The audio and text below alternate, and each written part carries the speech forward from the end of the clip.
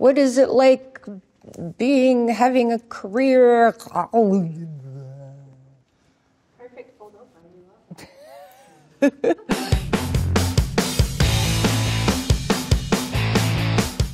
The Fifth Element. And this is? Lilu Dallas Multipass.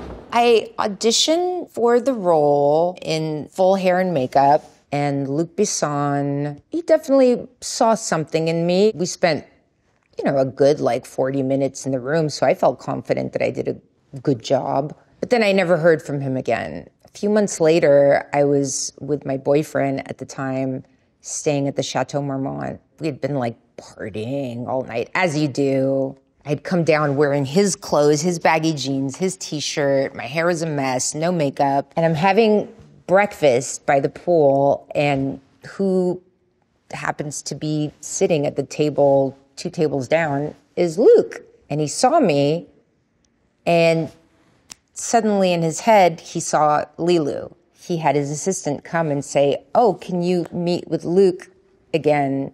I said, "Yeah, sure. Let me just get ready." And she's like, No.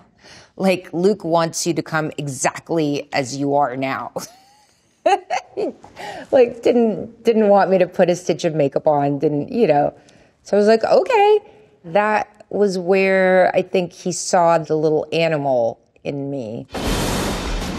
Luc definitely wanted to do a color for the hair that had never been seen before. They came up with this fluorescent orange and the blonde roots. It was almost like people working at night on the roads when they need to be seen. They would wear that kind of orange so you don't get hit by cars. In practice, it was difficult to keep up because what we didn't realize at the time was that my hair grows very fast. They would grow out literally every week. You would start seeing that little bit of dark hair. They kept trying to touch it up, but you have to be very delicate. You can't overlap. It was overlapped, and then my hair started falling out in clumps, and so we had to wig me. We timed it well for after she takes a shower and gets cleaned up, so it kind of made sense that it was a little poofier and more clean looking.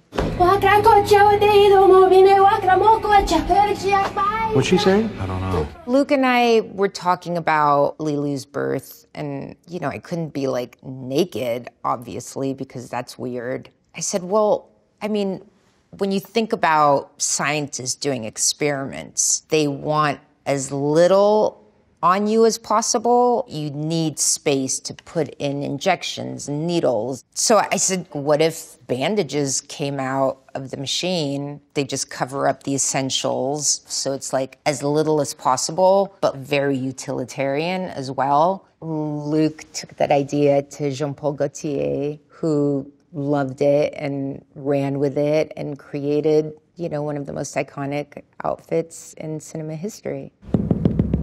If you want out, you're going to have to learn to develop those communication skills. That was the scene that changed my life as an actress. That's where I really understood what it was to leave myself behind and become something else. And it's still when I watch it, it makes me cry because I see Lilu and her innocence and her vulnerability. I feel so bad for her being trapped that way and not understanding what's going on. It still makes me cry. Resident Evil.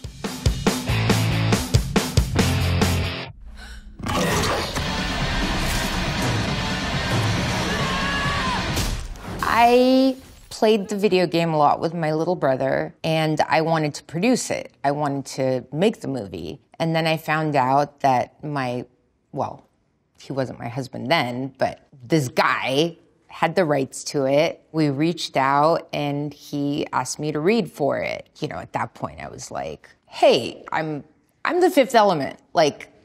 You really gonna ask me to read for this? And he was like, yes. I came in just very nonchalant and saw this really hot young director, and I was like, ooh. And that was the beginning of the rest of my life.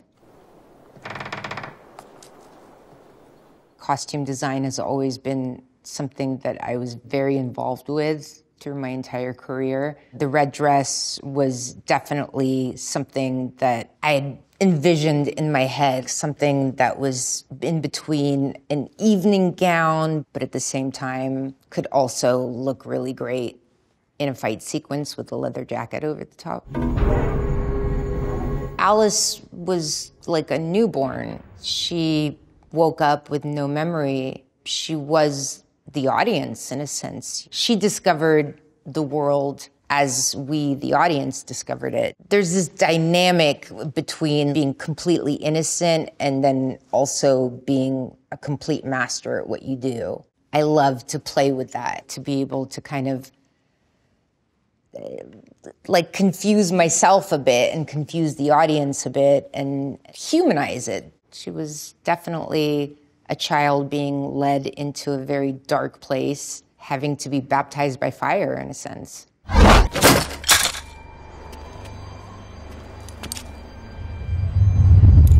One of my favorite stunts, there's a few, to be honest, but it was Resident Evil 2, and I ran down a 60-foot wall, like straight down.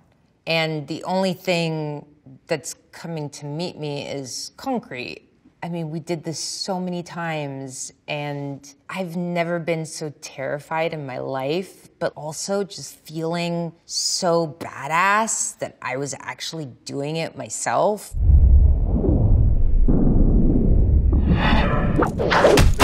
I did almost everything in every movie I did. I loved doing stunts. It was a passion of mine. I always wanted to do my own stunts, and that was part of what I gave to my fans. You're coming with me on this adventure, and I'm going through it, and you're gonna go through it with me. Zoolander. Derek, I'd like you to meet Katinka Inga Borgovnina. She'll be your day-to-day on the campaign. Katinka was literally my mom.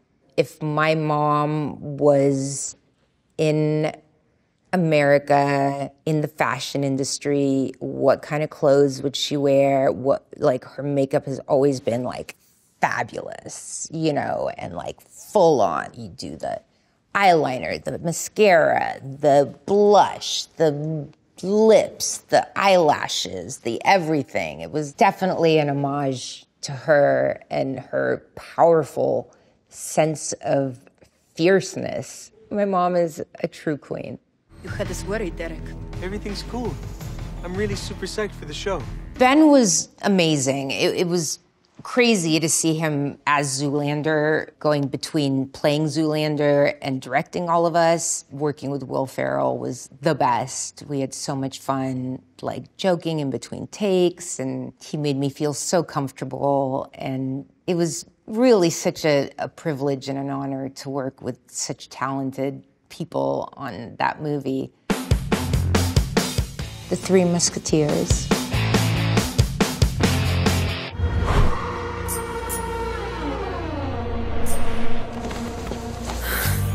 I loved making Three Musketeers. Not many people put me in historical pieces, and I don't get to look like a fancy lady much. I'm usually covered in blood and dust and extremely unpleasant things. So it was wonderful to play Milady and to be able to combine that with the fighting skills. And I just thought, wow, this is going to be so beautiful to watch in the cinema, to see this woman with this great big skirt that you think should hamper her, but using it against her opponents and being able to like use it to her benefit. I love choreography. I love being able to use my body to do extreme things. So to be able to play characters like that have always fascinated me, because I always imagined myself when I was a kid to be like that ninja warrior. This gave me the opportunity to be a ninja warrior in bloomers. Dazed and Confused. I'd had a really hard time as a child actor in Hollywood. I guess I'd never realized how savage adult could be when they criticized a child was just one of the most like soul-sucking, demoralizing experiences I've ever had. And especially being 15 at the time, it was like such an integral part of my development. And it just made me very insecure and really solidified in my own head that I was not a good actress and that I was just a pretty face. When I went into Dazed and Confused, I was shocked that I got the part. It was a big audition. All these really great actors were there. It was terrifying because I was at a real low point in my confidence levels with myself. And it was hard to feel comfortable with the amount of incredible talent on that movie because I just didn't feel like I was anywhere close to being able to go head to head with any of them. Watch them fly. So I was kind of like a loner, and I brought my guitar and I just played music on my own. And I think Richard liked that. It's probably why he hired me, was to just be that loner chick that smokes weed and plays guitar, because that's really what I was and what I played in the movie. The Messenger, a story of Joan of Arc.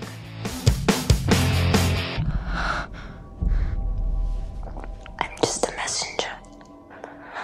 He needs me. Joan of Arc could have been an amazing movie. Unfortunately, my relationship with Luke at the time maybe skewed his vision of what he wanted the movie to be. We were going through a divorce at the time. It was tough on him. This morning, God gave us a great victory.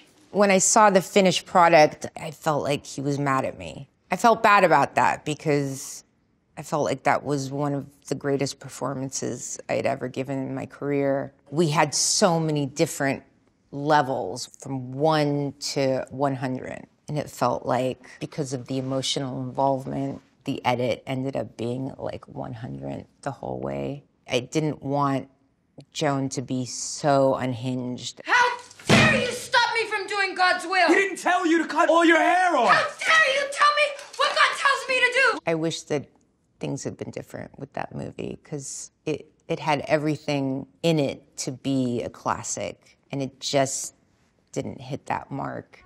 John, what are you doing? You need to rest. We must wake up the soldiers. Now! That's what is extraordinary to me about acting, to experience things, to go on adventures, to go into these fantastical worlds and experience things I would never see through my own eyes normally if it wasn't for this team coming together to build this world around you and insert you into it and bring you into that moment. I got to wear armor and slog through the mud and gave myself a crazy haircut and was in the middle of war.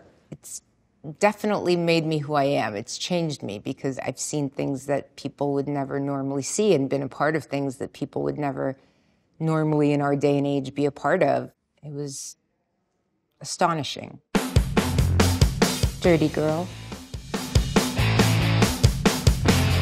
This is Clark. He's from school. Sue Ann, I'm Danielle's mom, but you wouldn't know to look at me. It's a totally gross thing to say. This was a really interesting project because, again, nobody was going to think of me for this role. And Abe came and said, listen, I think it would be really fun for you to play this part because I've never seen you do anything like this. Ray's bringing the kids over for dinner later.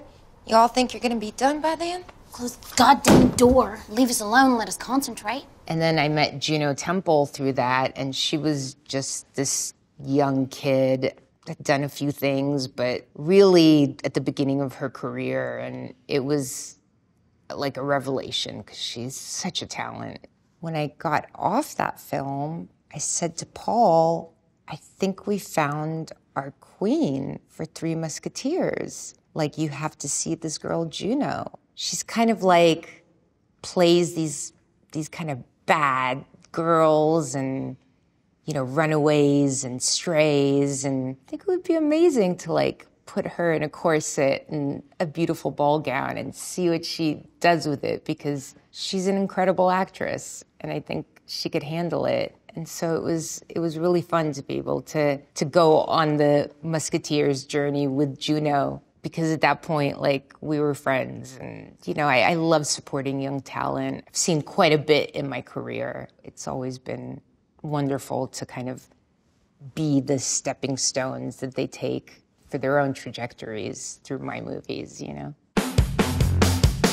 Dummy. We're gonna kick ass, man. I can feel it. You know, both of us. You're gonna be a famous dummy guy, and I'm gonna kick ass with my band. Dummy was a lot of fun for me. I was at a place in my life where I really wanted to do as many indies as possible and flex as an actor and try different roles. And I knew that nobody was going to pay me to be in a comedy or to play this kind of a part. So I was just like going out there, just trying to play as many different characters as possible. And Fangora ended up being one of them. And she was definitely a part of me at that time of my life in so many ways. She's loyal. She was a good friend. A Perfect Getaway.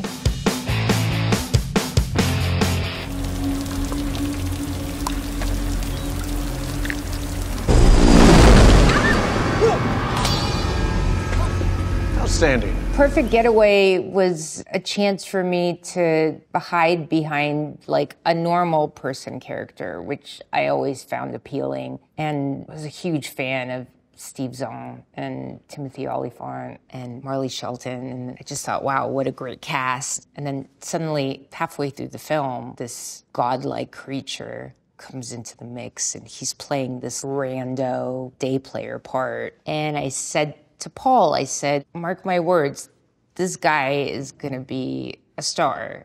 And it was Chris Hemsworth, one of his first films. I could see immediately he would be leaping and striding way beyond Perfect Getaway and all of us. And he did. Like, it was amazing. The thing that was hard for me is I just had a baby. I had my first daughter at the time. She was 4 months old. And so I had to go on like a strict diet, train, and get back into shape to be like an action hero. And that was a little hard because, you know, there's like the guilt of being the working mother. I have to do this because I have a career, but at the same time, I would have liked to have just been a stay-at-home nursing mom for a little bit longer with my kid, rather than being in the gym, going on really strict diets and stuff. Having our first child changed me in so many ways for the better. It definitely made me understand that I wasn't the most important thing in the world. There was something else to put all my energy and thoughts into. So I got outside of my own head, and it was very kind of liberating in a sense. And then I feel like having more kids and getting older also is different. I think we change all the time. Yes, there's these momentous big changes in our lives, but like a lot of changes happen and we don't even realize they're happening. The things that worked when I had one child wasn't going to work with 2 kids, and what worked with 2 kids wasn't going to work with 3 kids. So it's constantly having to adapt and be ready to change your tactics and change your approach to life, to parenting, to yourself, to your work. I guess that's what kids definitely remind you so much of, is how we have to constantly evolve. In the Lost Lands.